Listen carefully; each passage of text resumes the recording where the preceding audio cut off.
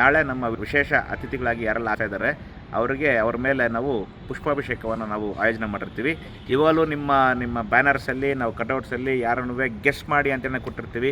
ಅಲ್ಲಿ ಯಾರು ಮುಖ್ಯ ಅತಿಥಿಗಳಾಗಿ ಬರ್ತಿರ್ತಾರೆ ಅಂತೇಳಿ ಇವತ್ತಿಗೂ ನಾವು ಸಸ್ಪೆನ್ಸಲ್ಲಿ ಇಟ್ಟಿರ್ತೀವಿ. ನಾಳೆ ಆ ಮುಖ್ಯ ಅತಿಥಿಗಳು ಯಾರು ಅಂತೇಳಿ ನಾವು ರಿವೀಲ್ ಮಾಡೋರಿದ್ದೀವಿ. ತಾವೂ ಸಮೇತ ಕಾತರಾಗಿದ್ದೀರಿ ಅಂತೇಳಿ ನಾನು ಭಾವಿಸ್ತೀನಿ. ಆ ಅತಿಥಿ ಮೇಲೆ ನಾಳೆ ಎಕ್ಸಾಕ್ಟ್ಲಿ ಒಂದು 5 ಗಂಟೆಗೆ ನಾವು ಹೆಲಿಕಾಪ್ಟರ್ ಮುಖಾಂತರ ಪುಷ್ಪವೃಷ್ಟಿನ ನಾವು ಮಾಡಲಿದ್ದೀವಿ. ಅದನ್ನು ಸಮೇತ ತಾವು ಕಣ್ತುಂಬ್ಕೋಬೋದು. ತಾವೆಲ್ಲರೂ ಮಿಸ್ ಮಾಡದೆ ಇನ್ ಟೈಮ್ ಇರಬೇಕು ಅಂತೇಳಿ ನಾನು ಪ್ರತಿಯೊಬ್ಬರಲ್ಲೂ ಕೋರ್ಕೊತೀನಿ ಅಂತ ಇನ್ನೊಂದು ಸತಿ ಹೇಳ್ತೀನಿ. ಟೈಮಿಂಗ್ಸ್ ಬಂದು 4 ಗಂಟೆ ಸರಿಯಾಗಿ 4 ಗಂಟೆಗೆ ನಾವು ಸ್ಟಾರ್ಟ್ ಮಾಡ್ಕೊಂಬಿಡೋಣ. 5 ಗಂಟೆ ಸರಿಯಾಗಿ ನಮಗೆ ಫ್ಲಾಟ್ ಡ್ರಾಪ್ ವ್ಯವಸ್ಥೆ ಆಗಿರುತ್ತೆ. ನಾವು ಲಕ್ಕಿ ಡಿಪ್ಪನ್ನ ನಾವು 4 ಕಾಲಿಂದನೇ ಸ್ಟಾರ್ಟ್ ಮಾಡ್ಕೊತಾ ಹೋಗೋಣ. 25 ಜನಕ್ಕೂ 25 ಅದೃಷ್ಟವಂತರಿಗೂ ಅದೆಲ್ಲ ಸಿಗೋ ರೀತಿ ವ್ಯವಸ್ಥೆ ಆಗಲಿ. ನಮ್ಮ ಪೇರೆಂಟ್ಸ್ಗೆ ವಾಪಸ್ ನಾನು ಕೊಡೋದ್ರಲ್ಲಿ ನಂಗೆ ತುಂಬ ಖುಷಿ ಇದೆ.